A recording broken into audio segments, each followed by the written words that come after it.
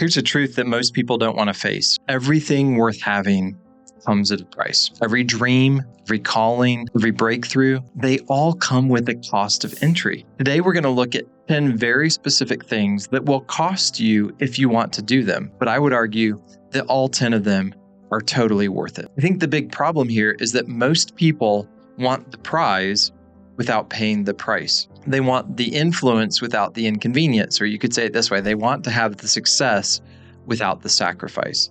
But typically, success requires sacrifice. For Christians, it's almost like they want the resurrection without the crucifixion. But God never hides the fine print. When Jesus said, "Take up your cross and follow me," he was very upfront about the price tag, wasn't he? So in this episode, we're going to talk about the real cost of entry.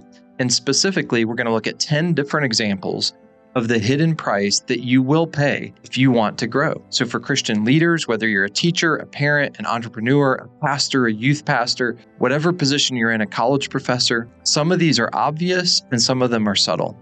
All 10 of them are prices that I would argue are worth paying every single time.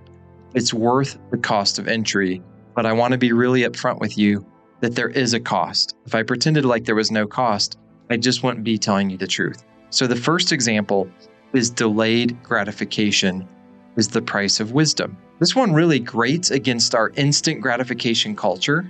We don't want delayed gratification. We live in a world of prime shipping that if it takes 2 or 3 days, we think that's long. We want 1-day shipping. We want everything like immediately, right now. But the most meaningful things in life oftentimes grow slowly. Every oak tree started as a tiny acorn, buried, unseen, growing in silence.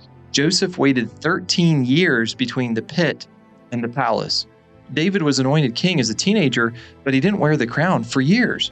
Jesus waited 30 years before he began his public ministry. God often calls you before he promotes you because waiting develops what winning requires. We want to do the winning. We don't like doing the waiting. Patience isn't a delay tactic. It's a development strategy. So when you're in a season where things are taking longer than you thought, don't fight it. Realize that's just part of the process. It's the cost of entry for long-term wisdom. Remember, oftentimes quick success fades fast, but slow growth lasts a long, long time. So that's your first example. Second example, rejection is the toll booth of calling. Every calling, or almost every calling, comes with rejection. Even Jesus, the perfect Son of God, was rejected by his own people. He was despised and rejected by men, Isaiah 53:3 says of the Messiah. Think about a pastor who's called to a church with 88% of the vote, while 12% of the people rejected him, right? I mean, if Jesus couldn't please everyone, why are we still trying to please everyone? Rejection isn't failure, it's often redirection. David wasn't invited to his own anointing ceremony. Joseph was thrown into a pit by his brothers. Paul was stoned. He was shipwrecked. He was misunderstood by so many people. God often uses rejection to reroute you to the destiny that he has planned for you. Think about it. If you're a business person, that client who said no, maybe they saved you from a terrible deal. The person who walked away, maybe God was clearing space for someone better. Pain of rejection is oftentimes the cost of entry for divine alignment, because sometimes what feels like loss is actually God just protecting us. A third example would be misunderstanding is the cost of forward movement. If you want to lead, prepare to be misunderstood. Moses was misunderstood by Pharaoh. Moses was often misunderstood by the Israelites. Nehemiah was accused of having wrong motives for rebuilding the wall. If you crave universal approval, leadership will almost certainly crush you. The higher you rise, the harder it is for others to understand your perspective. They don't see what you see. They don't know what you know. They don't carry all the burdens that you carry, and that's okay. Stop explaining yourself to people who haven't earned the right to understand your assignment. Obedience doesn't always come with applause.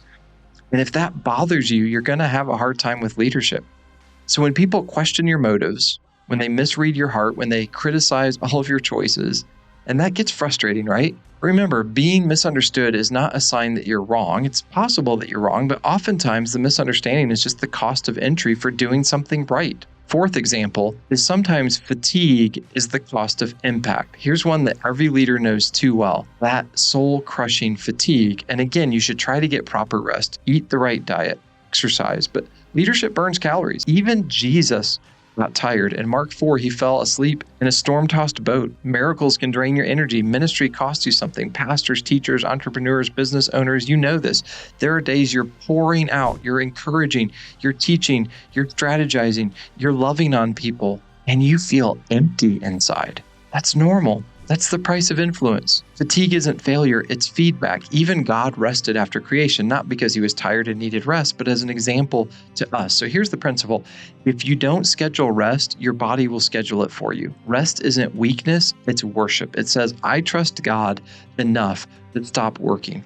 Fatigue is part of the cost, but burnout is not required. So if you're feeling that fatigue, get some rest before you burn out. But rest is often a toll, right? Before you crash at the wall of exhaustion, you pay the toll of rest. Fifth example, delayed praise. This is the cost of eternal reward. It's subtle, but it's profound. Delayed praise. Sometimes, maybe many times, you do the right thing and no one even notices. You work faithfully behind the scenes. You love people who don't love you back. You appreciate people, but they don't appreciate you. You pour into your kids and they don't even seem to notice it. You lead well, you give generously, you show integrity, and it actually feels like nobody even cares. That's okay. You're just paying the cost of eternal reward because Hebrews 6:10 says, God is not unjust. He will not forget your work and the love you have shown him. Earth may stay silent, but heaven keeps receipts. So what am I saying? I'm saying that every seed of faithfulness is seen by God, even when it seems to be invisible to the people all around you. So keep sowing, keep serving. The applause of people fades really fast, but the approval of God lasts forever. Sixth example, and probably many of you can relate to this if you're in a leadership position, and that's imposter syndrome, the cost of growth. Now let's circle back to one of the most universal costs of entry. It's imposter syndrome. It's that quiet fear whispering to you, you're not good enough. You're not good enough. You'll never be good enough. It shows up in the boardroom, the classroom, the pulpit, even at the kitchen table. You get the promotion and suddenly you feel like a fraud. You start a business and you wonder, who do I think I am to start this business, right? The fear, this imposter syndrome, is not proof that you're out of place. It's proof that you're expanding your place and your position in it. Growth almost always comes with insecurity. Even the Apostle Paul, when he writes to the church at Corinth, he says in 1 Corinthians 2:3, I came to you in weakness and in fear and with much trembling. But what did Paul do? He showed up anyways. When you feel like an imposter, remember, God doesn't call the qualified, he qualifies the called. There's a reason that's a pretty famous quote, right? He doesn't call the qualified, he qualifies the called. And every time you step into a new level of responsibility, you'll feel that same tension again. It's okay. What's the cost of entry for growth? Seventh example, boredom is often the cost of consistency. Now, people don't like to talk about boredom on Instagram or TikTok, do that. You don't build a great business, a strong marriage, or fruitful ministry through excitement. Usually you build it through consistency, and consistency often feels really boring. Success is usually slow, repetitive, and totally unglamorous. When you study people who were great at what they did, Warren Buffett, Serena Williams, Michael Jordan, Messi, the Apostle Paul, most of them share high tolerance for repetition. Paul wrote in Galatians 6:9, let us not grow weary in doing good. Why? Because doing good gets boring. You can get weary. Boredom is the toll booth on the highway to mastery. Show up, do the work, repeat it all over again.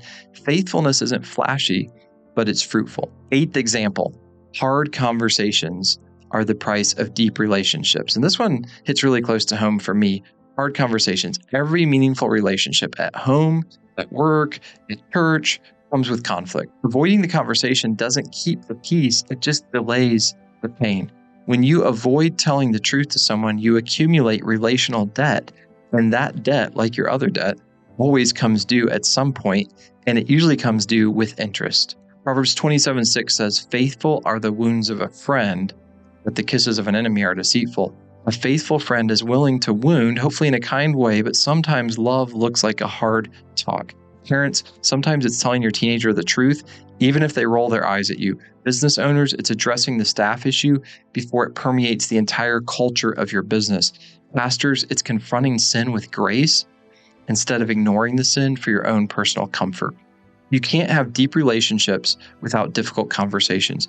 That's the cost of entry for good relationships, for trust, for intimacy. Deep relations require difficult conversations. Ninth example, criticism is often the tax on excellence. Let's talk about criticism. This is this unavoidable tax on doing anything that matters. If you never want to be criticized, here's the formula. I can tell you a way that you'll probably almost never get criticized. If you say nothing, if you do nothing, if you are nothing. But if you step out and lead, you'll attract critics like light attracts bugs. Nehemiah faced it rebuilding Jerusalem's wall. Jesus faced it healing sick people on the Sabbath. Paul faced it pretty much everywhere he went. But criticism is just noise from the cheap seats, right? Teddy Roosevelt has this famous quote about it's not the critic who counts, but the man in the arena. If you get a chance, you should Google it and read that whole quote. Christian leader, you're in the arena. You're taking the hits. That's not failure. Oftentimes, that's just faith in action. Criticism is often the cost of excellence. Don't pay it grudgingly, pay it gladly. It means you're making a difference. If you weren't doing anything, no one would be criticizing you. So if people are criticizing you,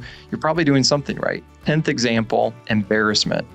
The entry fee for progress. And this one stops a lot of people before they start. We don't like being embarrassed, do we? You want to grow? Be ready to look foolish first. Your first sermon will probably be awkward. Your first business pitch might flop. Your first business will likely go under, especially if it's a restaurant. Your first parenting attempt might end with applesauce on the ceiling, but that's how progress works. You can't skip the stage of being bad at something before becoming good at it. They tell you, you'll look back at your first 100 YouTube videos and probably think they're terrible. It was certainly that way for me with LinkedIn, my first dozens and dozens of posts. I mean, to be honest with you, for years, I didn't start a YouTube channel. Why? Because I'm bald, I'm ugly, I hate the way I look on camera. I had to get over the embarrassment of that and say, you know what? I think I have a message to share with people, and I'm going to share it regardless of being bald and ugly. I'm just going to do it. Even Peter had to sink before he learned to walk on water, right? David probably missed a few times in practicing with his slingshot. Ultimately, he's able to hit Goliath right away, but he had a lot of times of practice. Embarrassment isn't failure, it's initiation. If you can survive embarrassment, you can achieve almost anything. So go ahead, post the first video, try the new idea, post on Facebook or Instagram or LinkedIn or wherever you're thinking about, step out in faith. You're just paying the cost of entry for excellence. Here's the reality. Every dream has a toll booth. Every calling comes with a cost. Every breakthrough requires a payment. Delayed gratification, rejection, misunderstanding, fatigue, delayed praise. You get the point, don't you? All 10 of those things we talked about. Everything else we talked about today is all part of the journey.